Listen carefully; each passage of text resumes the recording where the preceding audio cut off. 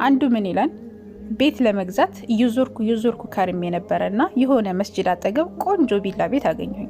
በቃ ይሄ የቤተሰብ ቤት ይሆናል ምናምን ብዬ አስቤ ያንን ቤት ገዛሁኝ። እንደዚሁ የሆነ ቀበሌ ነው፣ ደስ የሚል ነገራቶች አሉት። መስጂዱ አጠገብ ስለሆነ ምናምን በጣም ወደድኩትና ቤቱን ገዛሁት። ከዛ ቤቱን ገዝቼው ገባን። ከገባን በኋላ ማታ ኢንሻአላህ መስጊድ ወጣሁ። መስጂድ ስገባ ታዲያ ኢማሙ ጠይቀኝ፣ ማነህ ምናምን አይቼህ አላውቅም ከዚህ አካባቢ ሲለው፣ አይ ይሄን እኮ ቤት ገዛሁኝ፣ ያንን ቪላ እኮ ገዛሁኝ፣ አዲስ የገባሁ ነኝ ምናምን ሲለው፣ ወይኔ አላህ ይናህ ማለት እንደው አላህ Subhanahu Ta'ala ምን ውስጥ ነው ያስገባህ ምናምን አለ።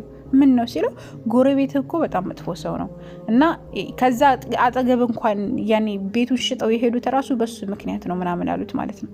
ከዛ በኋላ አላህ ይስጥር ኢንሻአላህ ይሲር ኸይር ምናምን መልካም ይሆናል ኢንሻአላህ ምናምን ብሎ ይሄዳል ማለት ነው። ከዛ በኋላ ሰግዶ ሲወጣም ከዛ ማን ሀላዩ አይቼህ አላውቅም ምናምን ብሎ ሲጠይቀው ፉላን ነኝ እንደዚህ ቦታ ቤት ገዝቼ ነው ይሄን ቤት ገዝቼ ነው ምናምን ብሎ ቤቱን ሲነግረው ያነውም ወይኔ ተቃጥለህ መሞትህ ነው የምድር ጀሃነም መግባትህ ነው ከሱ ጎረቤት ከሆንክ በጣም ተቃጥለህ መሞትህ ነው አላህ ይድረስልህ ምናምን ይለዋል ማለት ነው። ከዛ በኋላ የሰዎቹን ወሬ ሰማ፣ ወደ ቤት ገባ። ወደ ቤት ሲገባ አጋጣሚ ሰውየውን ያገኘዋል። ሰውየውን ሲያገኘው ያን ማለትም ጎረቤት የተባለውን ማለት ነው አሰላሙ አለይኩም ማለት ወአለይኩም ሰላም ምናምን ብሎ ይመልሳል። ከዛ ጎረቤትህ እኮ በጣም ጥሩ ሰው ነው ብለው የኢማሙ መስጊድ ሳይቀር ማለትም የመስጊዱ ኢማም ሳይቀር አንስቶ ነገረኝ።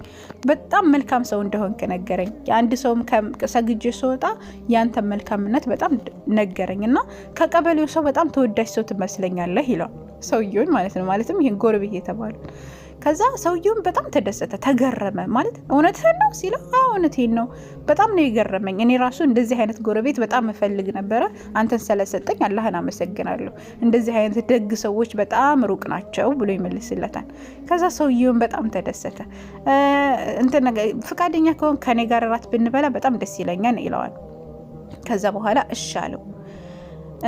ይሻለውና ሚስቱን ነገራት። እንደዚህ ምግብ ሰሪና አዘጋጂኔ የሆነ ሀዲያ ገዝቼ መጣሁ ምናምን ይለትና እሺ ብለው ከዛ እሷ አራት እንድትሰራ ያደርጋታል። ከዛ እሱ ሀዲያ ለመግዛት ይወጣና ሀዲያ ገዝቶ ይመጣል።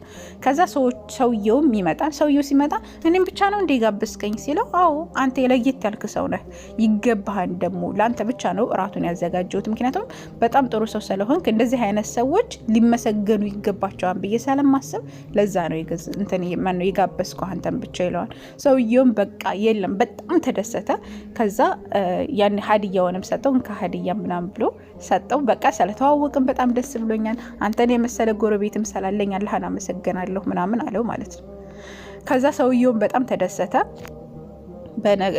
ጠዋት አካባቢ ማለትም የፈጅር ሰላት ላይ የመጀመሪያ ሰፈር አወል ላይ አገኘው ማለት ነው። ምክንያቱም መጀመሪያ አይሰግድም ነበር ኢማሙ መስጂድ ራሱ አንድ ቀን ሰላት እንኳን ሰግዶ እንኳን የማያውቅ ሰው ነው ምናምን ብሎ ነው የነገረው ለጎረቤቱ ማለት ነው፣ አዲስ ለገባው ሰው። ስለዚህ አሁን እዚህ ታሪክ ምንድነው የምንማረው ከተባለ በቃ የከሊማ ጠይባ የምትባለው ነገር ለሰዎች ምን ያክል ተአثير እንደሚፈጥር። በነገራችን ላይ የሰው ልጅ በተፈጥሮ በጣም መልካም ነው፣ ልቡ ንጹህ ሆኖ ነው የሚፈጠረው። ማንም መጥፎ ሆኖ አልተፈጠረም። ነገር ግን በአንዳንድ ነገራቶች ላይ ያኔ ሰውየው መጥፎ ሊሆን ይችላል። ለምሳሌ ካደገበት አስተዳደግ ሊሆን ይችላል፣ ምንድነው ከባህሉ ሊሆን ይችላል፣ ወይም ከቤተሰቡ ሊሆን ይችላል፣ ወይም በሆነ ምክንያት የደረሰበት ችግር ሊሆን ይችላል።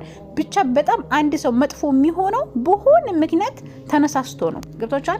ወይም ደግሞ አስተዳደጉም ሊሆን ይችላል፣ ባህሉ፣ ወጉ ምኑም ከሚለው ነገር የሚይዘው ነገር ነው። ወይም ደግሞ ከሚሰማው ነገር ያነ ሰውዬ መጥፎ ሊሆን ይችላል። ግን እንደነዚህ አይነትን ሰዎች ግን በመልካም መናገራችን ወይም ደግሞ በመልካም እስሉብ ማናገራችን ወደ ምን እንደሚያመጣችሁ ተመልከቱ ማለት ነው። እና ባጠገባችሁ ብዙ ሰዎች ሊኖሩ ይችላሉ፣ ወንጀል ላይ የወደቁ ሰዎችን አዛ የሚያደርጉ ምናምን ሊሆኑ ይችላሉ። ለምን እስኪ በመልካም ነገር እስኪ እንሞክራቸው። መልካምነታቸውን እስኪ የሆነ ሰው እንደዚህ መጥፎነታቸውን ሲነግራችሁ ሄዳችሁ እናንተ መጥፎነታቸውን ከመናገር በተሻለ ፉላን እኮ ይወድሃል ብለን እስኪ እናናገር። ከዛ ሰዎችን ለማስታረቅ እንኳን ራሱ እንደዚህ ነው ማለት እኮ በነገራችን ላይ ሀታለው ዋሽቶ ማስታረቅ የሚባለው ራሱ አለ። ዋሽቶ ማስታረቅ ማለትም ያኔ ሰውየው ጠላለሁ እንኳን ብሎ ይወድሃል ብለህ መናገር ማለት ነው። ገብቷችኋል? ስለዚህ እንደዚህ በመልካም ሰዎችን ማስታረቅን የመሰለ ምንም ነገር የለም። እንግዲህ አስቡት ከነዛ ከሀራው ሰው ራሱ ማለትም ካለው ከአካባቢው ሰው ራሱ ሰላምን እንዲፈጥር ነው ያደረጉት። ሙይ ከሱ ጋር ብቻ ከአካባቢው ሰው ከኢማሙ መስጂድ ጋር ከአካባቢው ሰው ጋር ራሱ ጥሩ ዘን እንዲኖረው ወይም መልካም ጥርጣሬ እንዲኖረው ነው ያ ሰውዬ ያደረገው። በአንድ ሰዓት በአንዲት ንግግር ማለት ነው፣ በአንዲት ሀዲያ በአንዲት ራት። አስባችሁታል? በዚች እንደዚህ ሰውን መቀየር የሚቻል ከሆነ እኛ ዛሬ ምን እያደረግን ነው የሚለውን ራሳችንን እንድንፈትሽ ያደርገናል። አንዳንዶቻችን የሌለ ነገር ወሬን ከወዛ ወዴት እያልነ ከምናጣላ ሰዎችን ለማስታረቅ የምንችለውን ያክል ብንሮጥ እስካሁን ድረስ ዓለም ሰላም ትሆን ነበረ ማለት ነው። ከቂሳው ብዙ ነገር እንደተማራችሁበት ተስፋ አደርጋለሁ። አላህ يحفظكم. السلام عليكم.